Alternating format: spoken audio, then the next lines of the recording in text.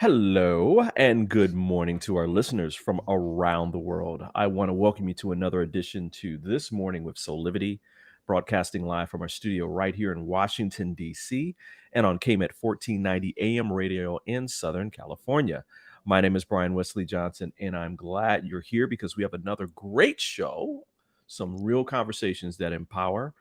But I have to get to my amazing co-hosts. They're so beautiful. Sheila Applegate and Candice Harper. Good morning to both of you. Good Good morning. morning. Oh, I love that choral. Good morning. Always makes me smile. Um, I hope that your guys' week has been starting out great. The weather here in DC has been like phenomenal. What about Yeah. you guys? Candy, what about you? Yeah, I'm not that far. We're in the DMV area, and Mm-hmm. it has been so beautiful and just so lush and green. And the only Mm, thing the mm. only thing I struggle with is the bugs. I've never been a bug person. Like, we have so many woods around us, and we got colossal Jurassic bees, and I'm like, Otherwise, it's been good. Yeah, because they it comes close to some Texas bugs up here. I Oh didn't I yeah. didn't realize that, but I was like, woo, Lord. What about you, Sheila? How's things going for you this week? Oh, I've had an amazing week. We had a great show yesterday, and then I went to the Lilac Festival and spent Ooh. it was so beautiful. It's just this gorgeous Ooh. park. It's about an hour and a half away, so I haven't been there in a Oh, while. the And smell. Mm.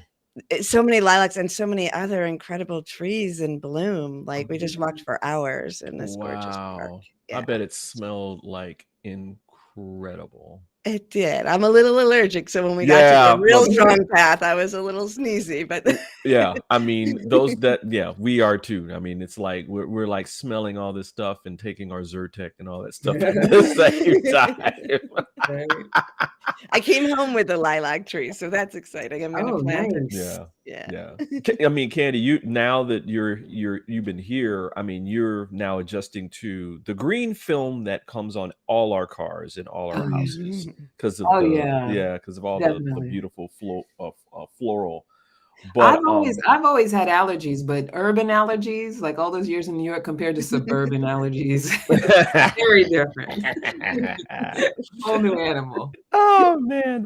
Listen, like I said, we have a great show today. Great topic today. I think this is something that all three of us not only are excited about in our own lives, but that we're living it, right? We're all living it in some shape or form.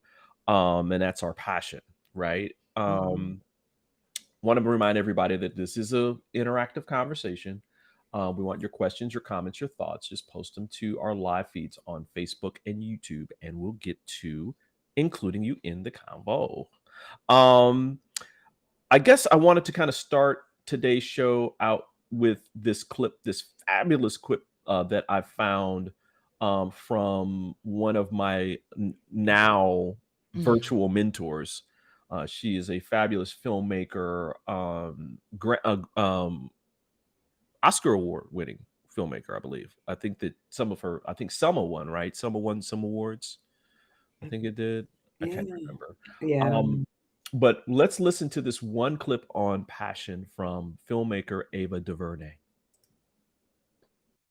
Till I was 33 years old. I was a publicist at first, and I was on a lot of sets. I observed the directors, and I was like, if that guy can do it, I can do it. He's not that much smarter than me. I wanted to be a lawyer when I was a little girl, and I wanted to be a lawyer because of the injustices that I felt were in the world, injustices as it relates to Black and brown people, which is who I grew up with, and feeling that it was wrong. And so I remember in the 8th grade getting a briefcase for my 8th grade graduation, and I thought, it's all happening. I got the briefcase. A few steps and then I'll be in the courtroom. I mean, really, I was just, that's what I really wanted to do. And then I wanted to be a journalist. And then I fell into film and I've been here ever since. Don't be results driven, be passion driven. There's no strategy to life, no strategy to career, although many people say that there is. I think the best strategy is to be strategyless and to focus on following our passion, and that becomes its own strategy, if you will. I feel pressure only that I put on myself to try to be the best that I can be so that I can be an example for those that need one. I don't think about it a whole lot. I just try to put my best foot forward every hour of every day and move forward in life with gusto and moxie and try to be as fearless as I can, even when I'm going into dark places. Sometimes overwhelmed that people take to the things that I make in the way that they do. I don't take it for granted. You know, when I first walk out onto the audience, out onto the stage, in any place, or go into a theater, I'm always surprised that there's people there gathered to see something that came out of my brain. It still kind of gets me every time. I feel grateful. Wow. Wow. Yeah. I love that clip. Man, oh man. And so again, what we're talking about today, our hot topic today, is following your passion, but specifically against all odds. I think sometimes we forget that this is a journey, not a destination, and that we evolve through following our passion. And man, I don't know about y'all, but man, I keep learning about myself and what it means in my own life and in every area. Right.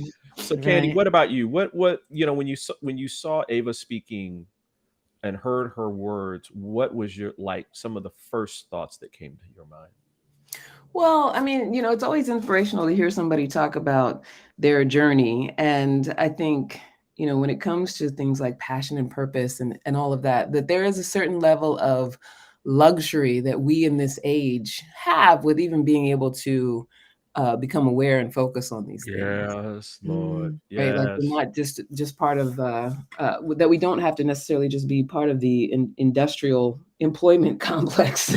But, I Right. also think too, there has to be a cognizance that because we are still conditioned to believe that having a regular check and a steady basis coming in and having what we consider to be the stability, which is no longer that stable, of Mhm. working for someone else's organization or, someone else's dream is something that, without the understanding that it's not the only path, Mhm. that it's not that accessible to everyone. Like it's a conversation that opens up accessibility to people, just the understanding that I can actually be doing something I love, not just something for a check.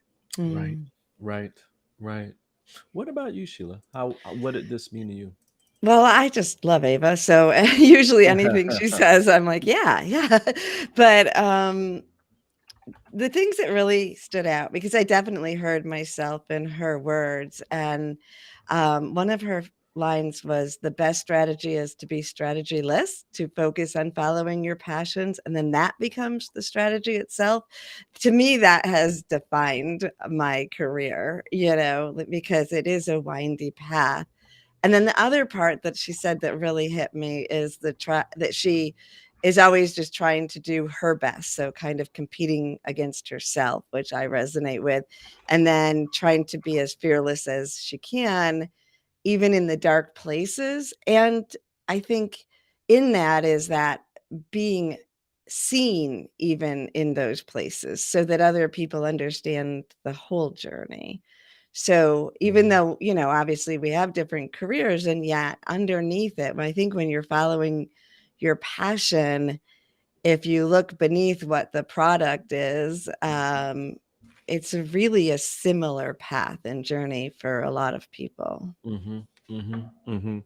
Yeah, I find that um um sometimes it has nothing to do with uh people having one job Mhm. and then discovering, oh well, I hate this job, and then they go into something else. Like I have a lot of friends in the creative arts that they knew from birth that this is what they wanted to do, and they just followed it, right?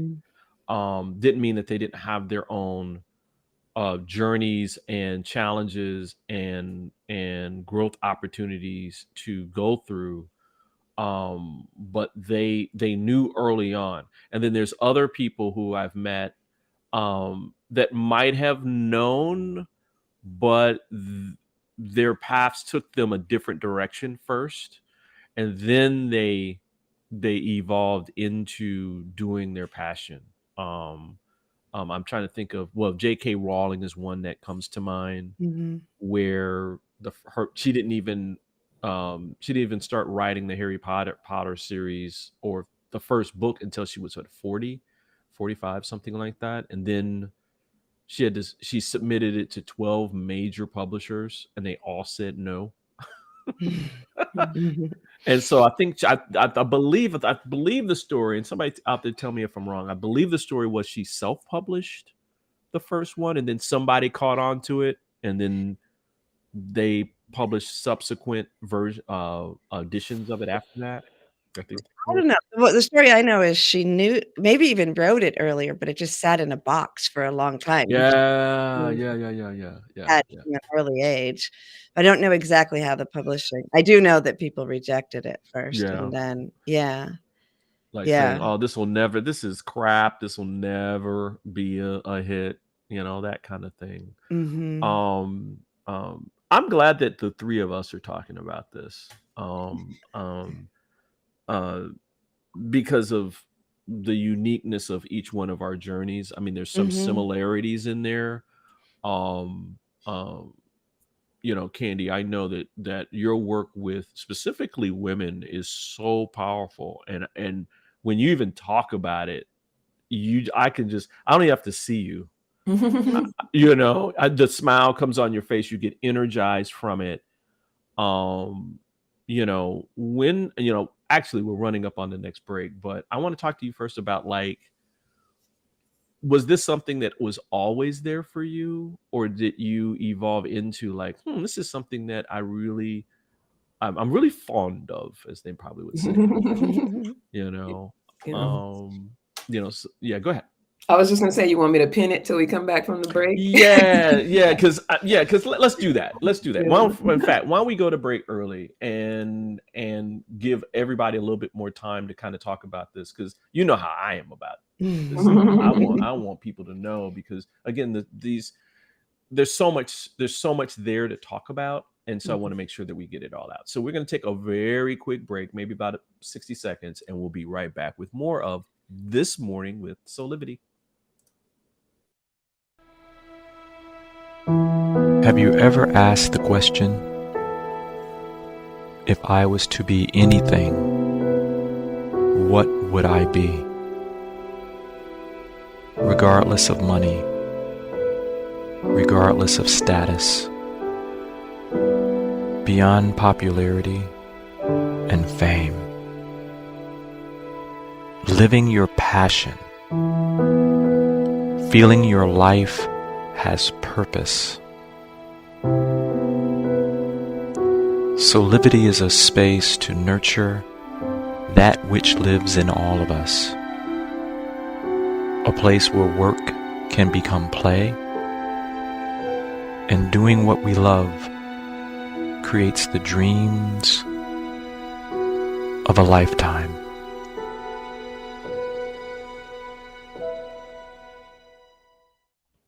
And we're back with more of This Morning with Soulivity. We are talking today about following your passion, specifically against all odds. And so, Candy, I want to go to you about, how did your passion evolve? How did this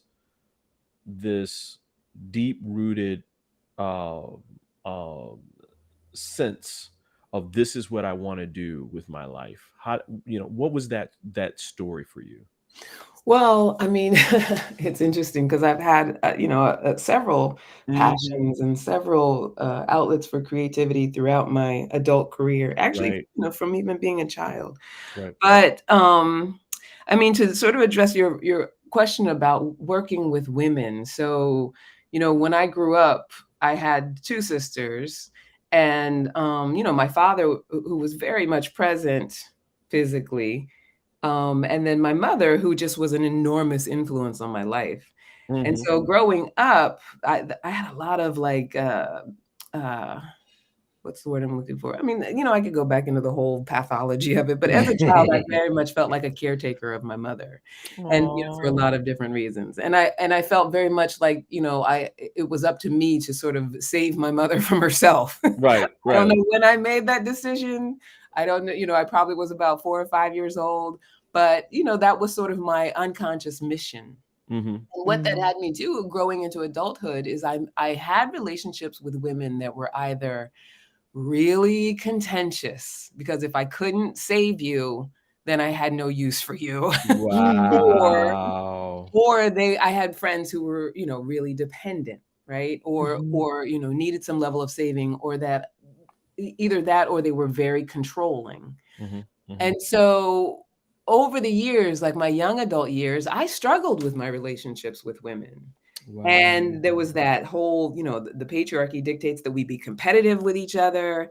So there was the competition thing. Then there was the, if you don't let me give you advice and save you, then I don't like you. With you, you know what I mean? Like it's very chaotic. Oh yeah. Yeah, a very chaotic system of understanding. And it wasn't until I really healed the stuff around my mom and my relationship with my mom, which was a little bit later in my adulthood, that I started to understand my sister, myself, that my relationships that I was having with women were just indicative of my relationships with myself. And that I have a connection with, I feel like, all human beings, where it's like that willingness to see God in the other, but that the reason that I had such a chaotic experience with women is because it has been my calling to be a support for myself and others. It has been my calling to, and it's just that hero's journey, right? You Right. resist it until you step into it. Mm-hmm. Mm-hmm.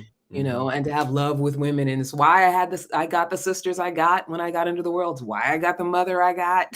Because it's why I'm here, is to, develop and support other women, support myself, and support other women through, how I learned to support myself.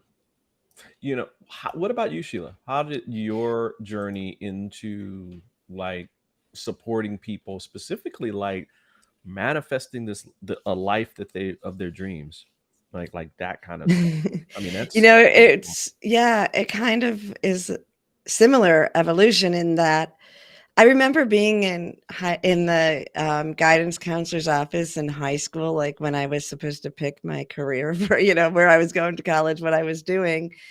And I knew that I was good at helping people. And so I really didn't want to go on. And so I picked social work because I only would have to get a 4-year degree, where psychology or psychiatry had to go further. But then I went on for a master's because I loved it. And so from there, the other passion, which has been since childhood, is to see the truth in religion and spirituality. And I had that connection with the divine the whole time. So I feel like I retired multiple times in this career and then started over, because it is such a windy path. And there's been a push to get more reach, but only because I want more people to have that joy. It's not a drive for success, although sometimes that pops in and then I get all messed up for a minute. It's interesting because I tell people that, and I guess I need to define this. When we talk about like your passion, just with like the two of you and including myself with even this platform, it is not singular, right? Right. The evolution of it is not singular. It is multidimensional. I know, I mean, I went from, I'm going to be the next Ansel Adams, or oh gosh, what's my hero's name? I'm losing him. Anyway, I'm seeing his face. And then that went into, oh well, I'm going to be the next, George Benson or Pat Metheny, guitarist, jazz cat. But I had all these different lives that I lived, and I didn't understand that until later in life, that it's almost like Jamie Foxx's story, who I'll just say right now, continue to get well, Jamie. That he did all these different things, but that was setting him up for the next level of his life. And he said that with Ray, where he hated playing piano, but his grandmother was like, "You're gonna learn an instrument, right?" And he did all these other things, with comedy and learning theater, like stage theater and that kind of the acting methods and different things, and all that set him up for playing Ray, which took his career to a whole nother level, especially with winning the Academy Award. And so I look at it kind of like that, where we live our lives, we evolve, and with that, our defining of what our passion is in this package becomes more evident. Does that kind of get it for both of you? Like, yeah. I mean, definitely. I feel like it's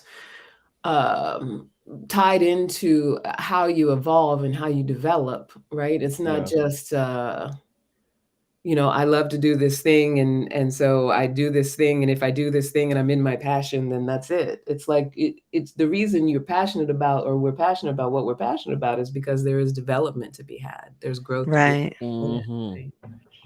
Now, we there is other dimensions and other stuff that isn't as pleasant, because I know people around the world talk about, follow your passion and blah blah blah, and it seems so Pollyannish and so like serene, and it's going to be so wonderful, and then that brick hits you in your head that may be some type of it's always for your best and highest good, right? Your growth. Do you guys either remember like maybe one quick story that you can share around that? Like, Candy, do you remember like, okay, I'm going to start doing this work, and then you hit that first kind of like, oh wow, I got this challenge to get through. I thought that, Yeah, I mean, I feel like there's always a new challenge, so that's ongoing. But I would say the first sort of, because I left a highly functioning career in 2012, which was in art direction. So I probably, and I was what they call, they released my contract. That's what they call it in TV when they fire you. It's so. But the thing is that like I probably, even though I was always passionate about what I was passionate about, and as much as I loved doing that, it wasn't necessarily fully my passion. It was just a way of expressing myself creatively. I was settling for that. Like I probably wouldn't have just walked away on my own. Because what I was doing had a lot of prestige around it and cachet, and people were always impressed and all of that stuff. But I would say that when I left that and evolved into the decision to really pursue my passion and really dive into it, and not only just do that but to monetize it, like what hit me was that the challenge of doing what you love and actually being able to feed yourself is a very delicate dance. And if I didn't love what I do, there's many times where I would have just said, forget this. I got to go back to, what I'm expertise at with other things, or, what is in my zone of capability, what is in my zone of adequateness. You know what I mean? So that brick of, okay, you love it, you're helping people. And I was very, very much engaged in it right off the bat, like volunteering, working with young women, working with young people in general. It was like, okay, now you got to pay rent. So how do you make this, your full-time thing and pay for what you need to pay for? Yeah. There's that real practical part of it that I think the people don't really think about as well. Right. Sheila, what about you? What's a story you can share? I'm like, a story? I don't know. I know, right? Right. Right. That's hard, right? Right. I mean, but going back, I mean, obviously finances are always they're there because you're not having that same illusion of safety that comes from having a paid job or a salary. But one early on thing was I remember a time I was a few years into doing this as a living, and I was burnt out. I was so tired. And people think that what you get paid for a client is like, if that's big money, right? Because then they calculate it to that's how much you get an hour. But that's not true, because most of No. your work is behind that on when you're not getting paid, or at least a huge portion of it. So there was one point where I was ready to quit. I would say it was probably like 5 to 7 years in. And I was so tired, and I just didn't want to do it anymore. And there's been a few of those times. Right. And at that point, someone said, double your prices. And I was like, and she's like, well, what's going to happen? You're going to lose people, but you'll be doing half as much and you won't be tired and as tired. And so that was one of the first obstacles. So I doubled my prices, because it was either that or quit at that moment. And the further you go into the path, the farther away. I feel like I've been on an ocean, and I'm so far away from the shoreline now. I don't have any other choices. So I have to keep going even during those hard times. But, the hard times get less and the joy gets more, and, it all grows as you go. And yeah. I one of mine, I think, and I still think about this even today, even though I'm doing different. I'm allowing my passion to unfold in a different way today than I did before. This was years and years and years ago, when I was still a practicing musician, and it just got to the point at which I was just going to stop playing. Now, talk about a creative that's, where you've been playing. At that point, I had been playing for many, many, many, many years, and had put in all kinds of time into learning my craft and all that kind of stuff. And I went into a music store, and I was literally saying, well, I want to play a couple of guitars, and this will be the last time that I'll play. Right. And again, it was almost like that dark night of the soul, kind of like, man, I thought this is what my path was going to be. This was an unfolding, and blah, blah, blah, blah, blah. And I start playing, right? And I just playing my heart out in this, like this is the last time we're going to play. And this lady walked up, and who I did not know. And she said, wow, you play beautifully. And I was like, oh yeah, thanks. That kind of thing. And she said, hey, would you like to get together and jam sometime? And I was like, what? She says, yeah, I'm I'm a singer, and, sung, here and there, but I'm trying to get back in. Well, long story short, first of all, the singer was not just a singer, right? She was international. She had been singing internationally. She had gotten into a car accident. A near fatal car accident, not like a year before that. And she went through all types of rehab just to get to the point at which she could walk again. And she loved what she did so much that after she came out of a near coma from the accident, the first thing that she did was she grabbed her throat. Right? That's how passionate she was. And the journey from that was like this string of events that happened after that I can say was a direct line to everything that I do today. And I was just thinking about that, like, man, I had to get out of the way and be open to all the different changes that were going to happen in my life. Right. And that people were going to come in that were going to be supportive. I look at Shahira, thank you so much, Miss Nurla, that came in and kind of guided me through. And there's a part of me that was not going to call her. That wasn't going to say, whatever, this is over. And she provided that baseline of saying like, listen, this is an ever evolving thing.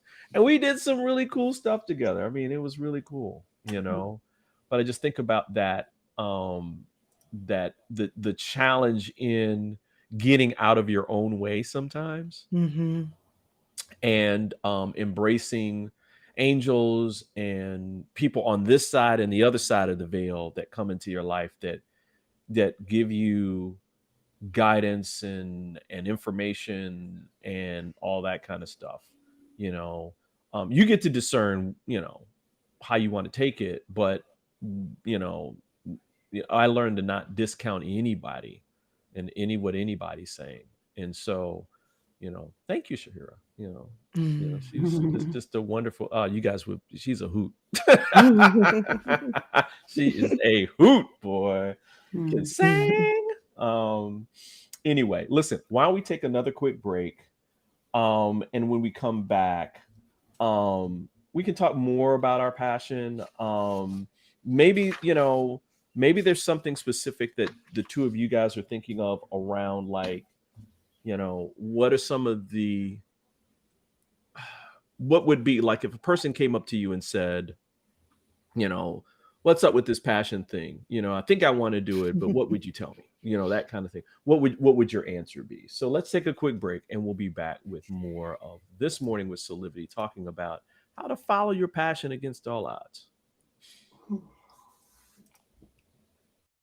6 years ago, when I started Soulivity, my vision was to support everyone in improving their life through the discovery of their passion and purpose, so they could become the best version of themselves, to battle fear and ignorance, and create a better world today.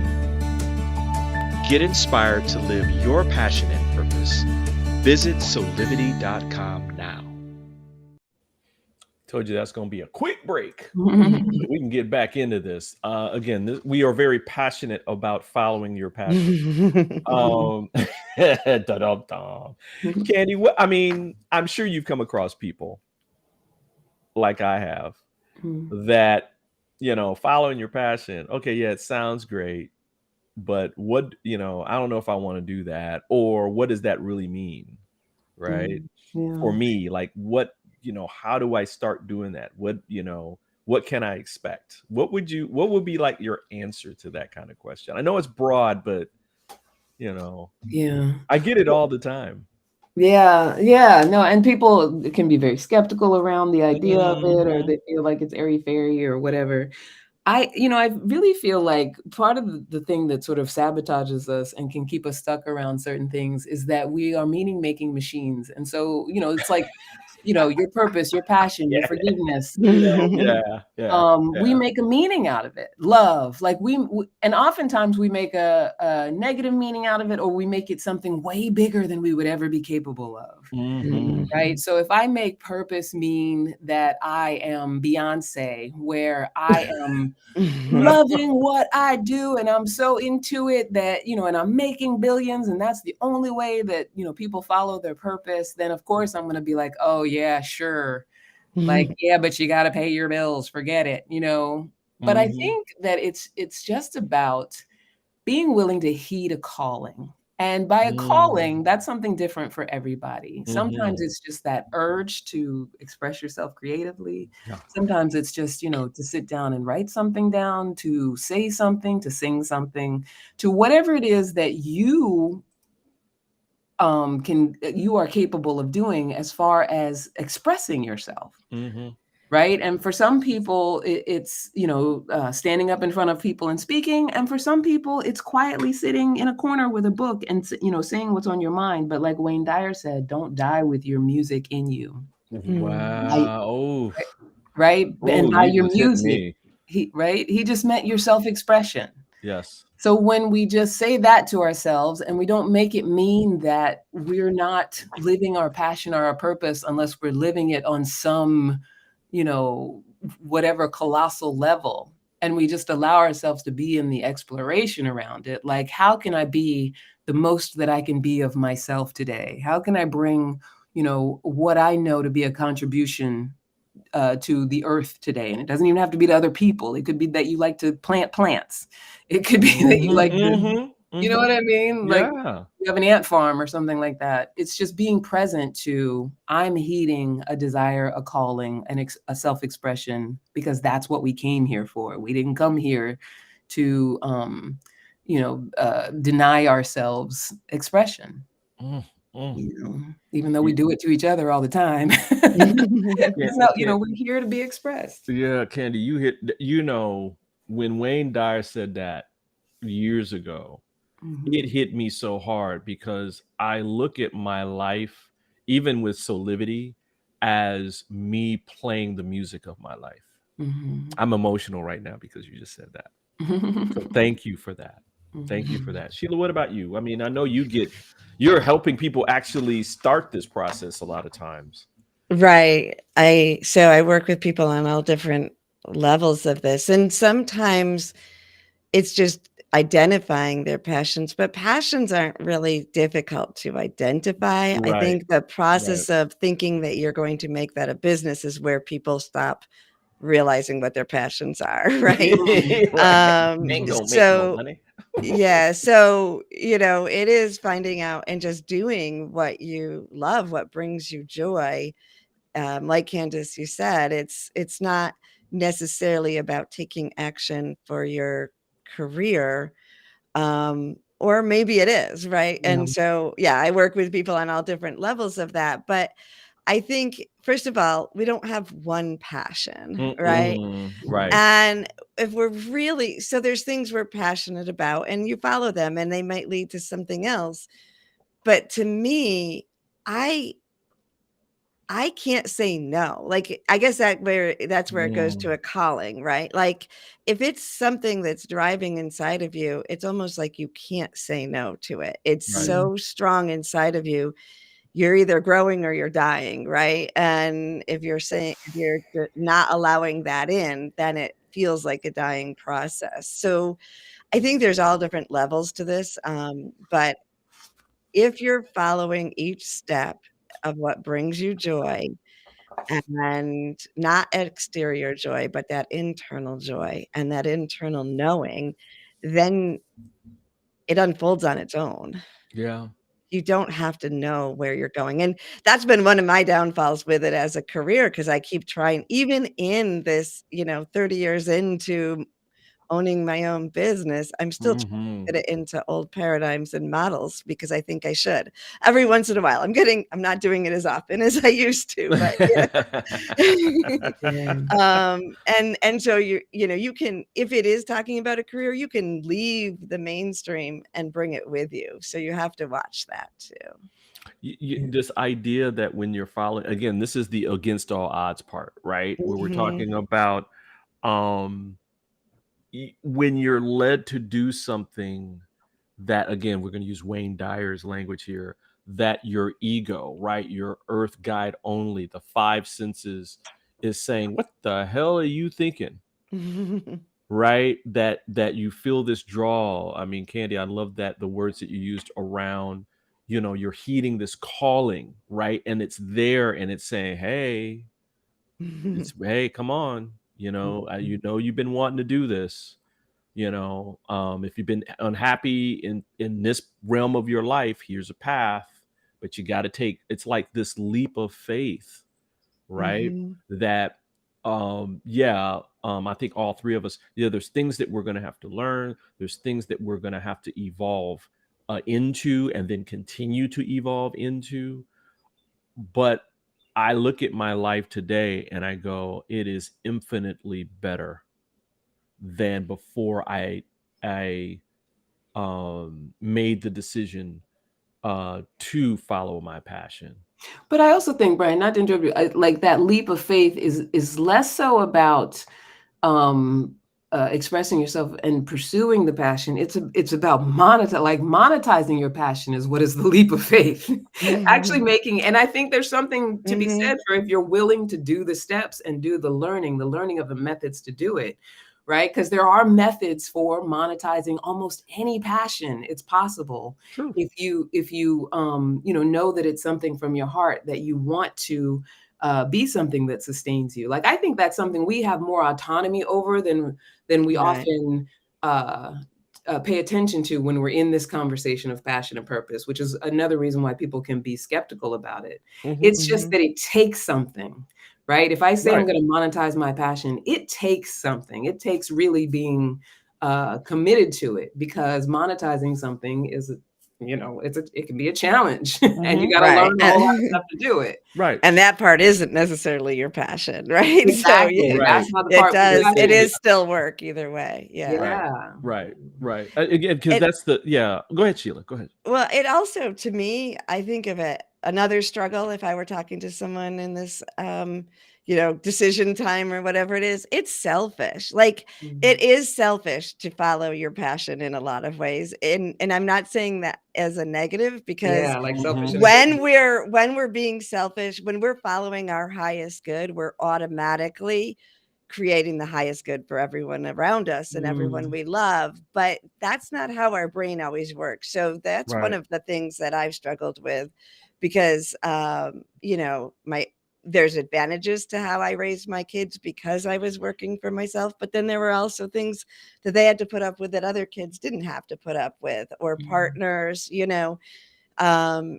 so yeah, there is a selfishness to that when you really have a calling, but you have to remember that if it's a calling and you're following it, you have to trust it's for everybody's highest good too. Yeah. Mhm. I think too, learning to deal with, I call it growth opportunities. Learning to deal with failure too is part of this, right? Where you try something and it doesn't work out the way that you had planned it to, which is all part of like the evolutionary process, right? 'Cause, like Candy, I think you were talking about, I want to be Beyonce or something like that. And you find out, well, that's not my path, right? That can be a hard pill to swallow sometimes. Like, oh dang, I thought I was gonna start this business today, and then tomorrow I was gonna be on a Learjet flying to Paris. Right. There's a lot of propaganda out there right now telling you it's really easy to do this. Yeah, and it's not.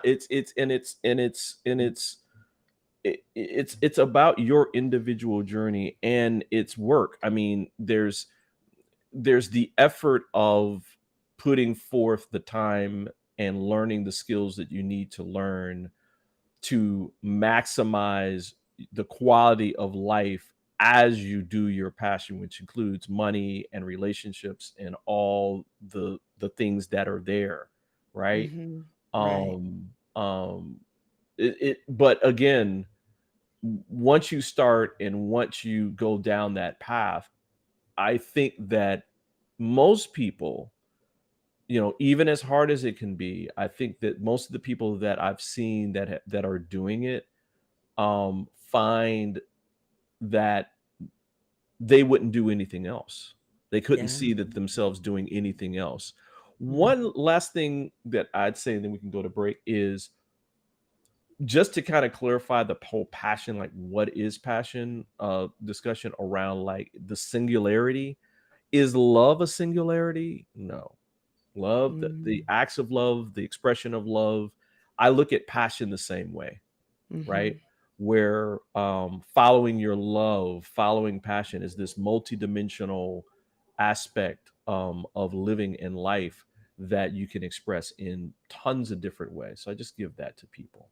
So why don't we just take another quick break, and when we come back, we're already at final thoughts. I can't believe it. We have to do more on this.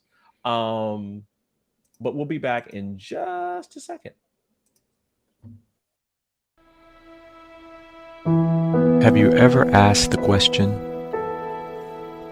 if I was to be anything, what would I be? Regardless of money, regardless of status, beyond popularity and fame. Living your passion, feeling your life has purpose. Soulivity is a space to nurture that which lives in all of us. a place where work can become play, and doing what we love creates the dreams of a lifetime.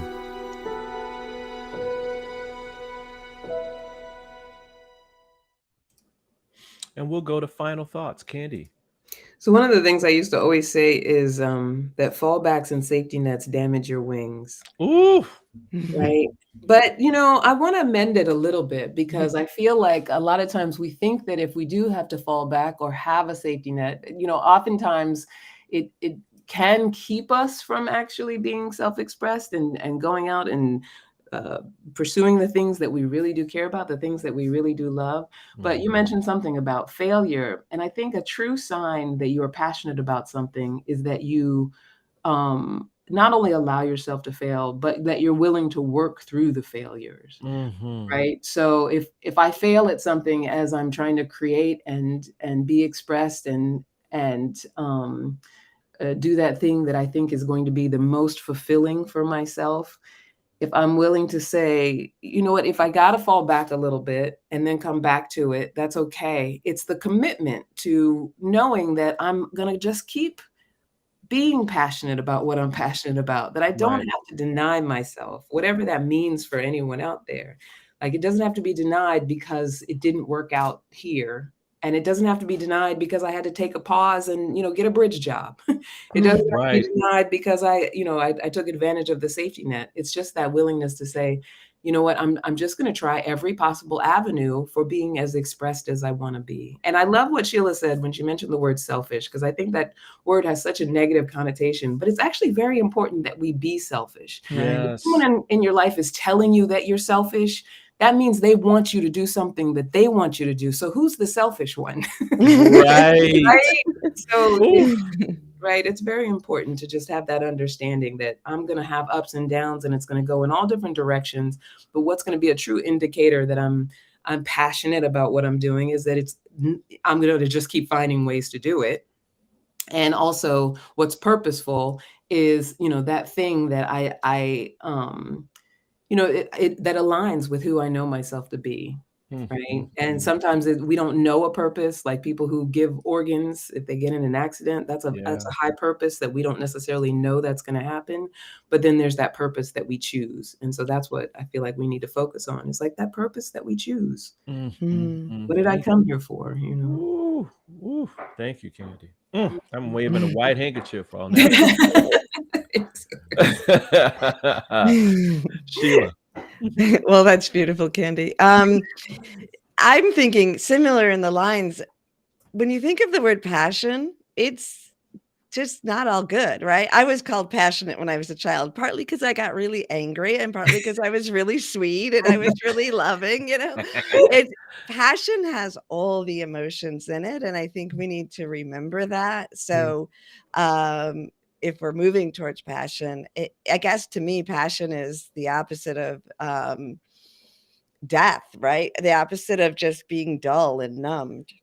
But the other thing, I'm going to cough. I'm sorry. The other thing that I do when I'm checking in or with a client is I think about, if I won the lottery, what would I do? Right. And it's so good, you have to cough about it. Right.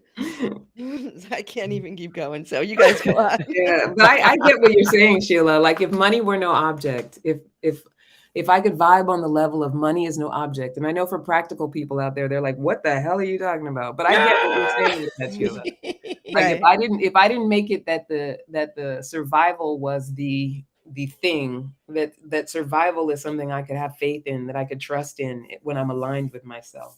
Yeah. So whatever I would do, and I do a check-in, like if I'm wondering about what I'm doing next, I check in. Okay. So yeah, if that money was no object, if I now had millions of dollars in my bank account, where would I spend my time? And if it's not still in my work, because I am following my passion, then I have to decide if I need to change it or just add to it, because we don't have to get paid for everything we do, right? But Right. yeah.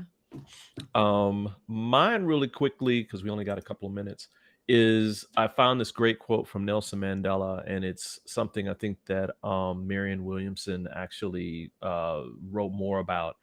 But Nelson Mandela said, "There is no passion to be found playing small and Mm, settling for a life that is less than the one you are capable of living." So just take that and Yeah. and you know be with that every single day, that there's a life that you're capable of living, and if you're not doing that, you're playing small. mm, You're really Mhm. playing small, and that you could have there's an infinite amount of joy and happiness and love that you can have in your life if you take that leap, do the work. Because Candy, that what you said was so important. You have to still do the work to be able to turn that passion into living, right? Not Mhm. surviving, living. And so that's what I have. So That's we only amazing. got like we only have like a minute. Got a lot of cool things happening. Candy, I know you've got some love coaching going on. Can you quickly talk about that?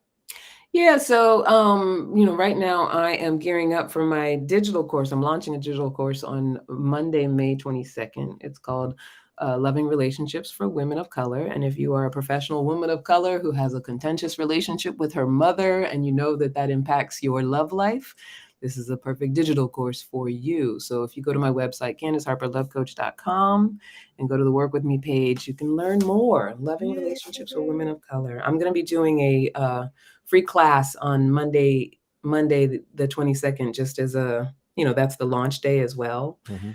And we're going to be talking about the 3 tenets of creating a loving relationship. Woo woo.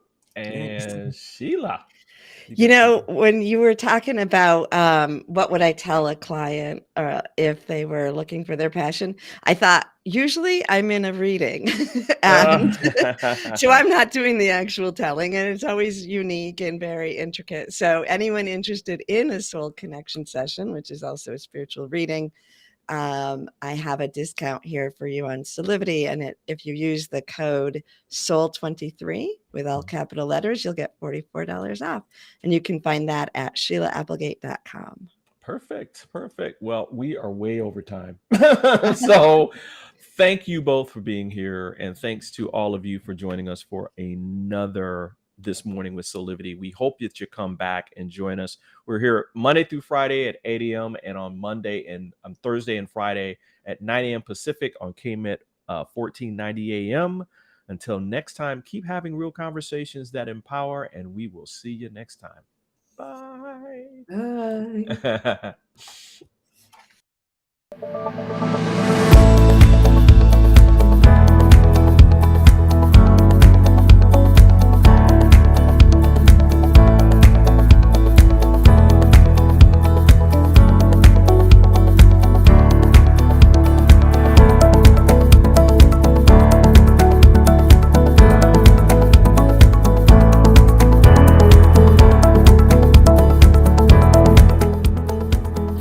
This work is subject to copyright owned by Affinity Global LLC. Any reproduction or republication of all or part of this is expressly prohibited unless Affinity Global LLC has explicitly granted its prior written consent. All other rights reserved.